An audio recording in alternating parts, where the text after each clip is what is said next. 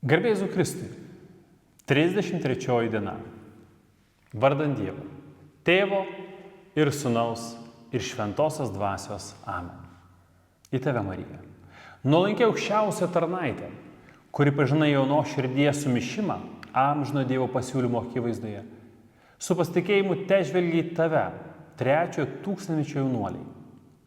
Padaryk juos sugebančius priimti tavo Sūnaus kvietimą. Savo gyvenimą padaryti visišką dovaną Dievo garbei, duok jiems suprasti, kad tarnavimas Dievui pripildo širdį ir kad tik tarnaujant Dievui ir jo karalystiai save išpildome pagal dieviškai planą. Bažnyčia. Tai Naujojo Testamento vaisius? Ir taip, ir ne. Iš vienos pusės, žvelgdami į originalo kalbą parašytą Senąjį testamentą, mes niekur nerasime žodžio bažnyčia. Ir rodos tik su Naujojo testamento atsiranda šis žodis. Ir iš tiesų, jei kalbėsime apie bažnyčią, kaip apie Kristaus kūną, bažnyčia iš didžiosios raidės, tai tada taip. Tačiau jeigu mes skaitysime Senąjį testamentą graikų kalbą, tai yra Septuaginta, tai jau Senajame testamente rasime žodį eklezija, kuris Senajame testamente verčiamas kaip bažnyčia. Ir šis žodis eklezija yra naudojamas nusakyti Dievo tautos susirinkimą. Tačia prasme, bažnyčia juk irgi yra ne tik Kristaus kūnas, bet ir Dievo tautos susirinkimas. Tiesa, Dievo tauta yra suprantama naujai, bet vis tik tai yra Dievo tautos susirinkimas arba bendruomenė. Taigi bažnyčia yra Dievo išrinkta ir pašaukta tauta.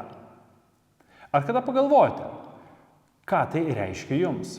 Tai yra, ką reiškia jums būti išrinktam arba išrinktai ir pašauktam arba pašauktai asmeniškai ir bendruomenėje? Sutikite, kad neretai yra užmirštama švęsti krikšto datą todėl, kad žmogus nesupranta tos datos svarbos ir reikšmės ne tik šiam, bet ir amžinajam gyvenimui. O jūs ar suprantate, kokia didelė malonė yra būti pašauktų ir išrinktų? Ar švenčiate savo išrinkimo datą, tai yra krikšto datą? Tiesą pasakius, pirmiausia, reikėtų paklausti, ar apskritai ją žinote. Kad patys per daug nenusifantazuotume šventajame rašte, mes galime paskaityti, nes jis duoda mąstymo kryptis, kalbėdamas apie bažnyčią. Ne tik kaip apie Kristaus kūną, bet ir kaip apie naują Dievo šventyklą, Dievo šeimą ir Kristaus nuotaką. Apaštalas Paulius savo laiškose, pateikdamas bažnyčios kaip Kristaus kūno ir Jėzaus, kaip šio kūno galvos įvaizdį, tuo pačiu nori parodyti mūsų, tikinčių, vienijančių ryšių esmę. Kūnas juk negali gyvuoti atskirtas nuo galvos. Jis visada veikia vienybėje su galva ir, tiesą pasakius, vykdo, ką galva nurodo.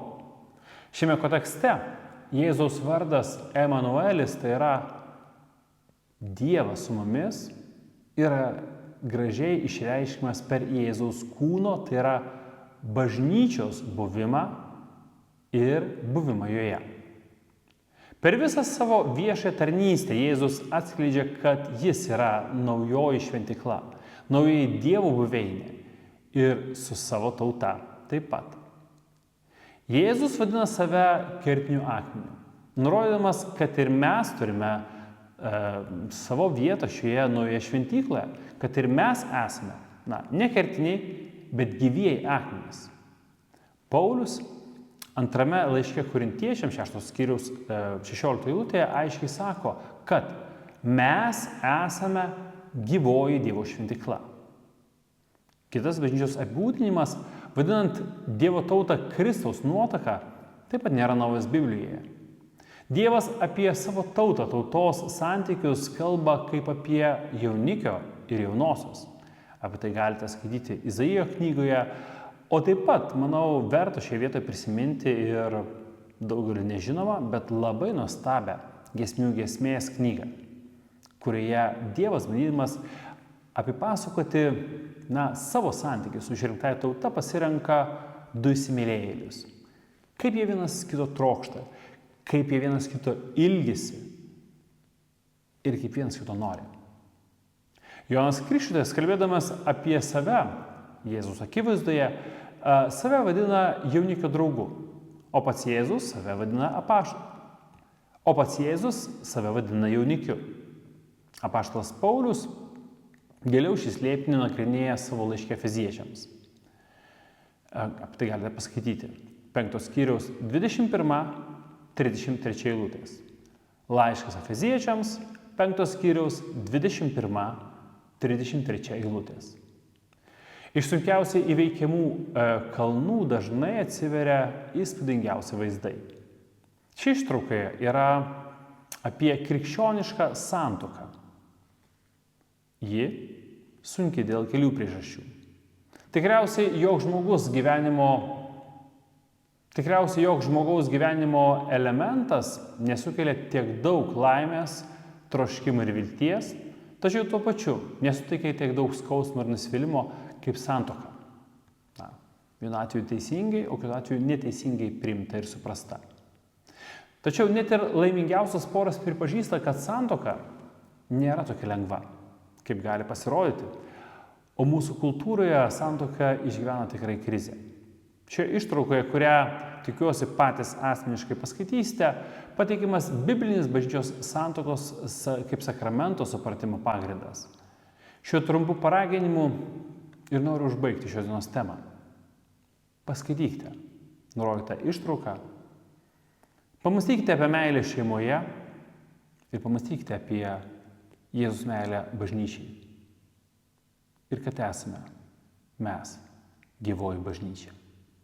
Garbė Dievui, Tėvui ir Sūnui ir Šventai Dvasiai, kaip buvo pradžioje, dabar ir visados ir per amžius. Amen. Vardan Dievo, Tėvo ir Sūnaus ir Šventosios Dvasios. Amen.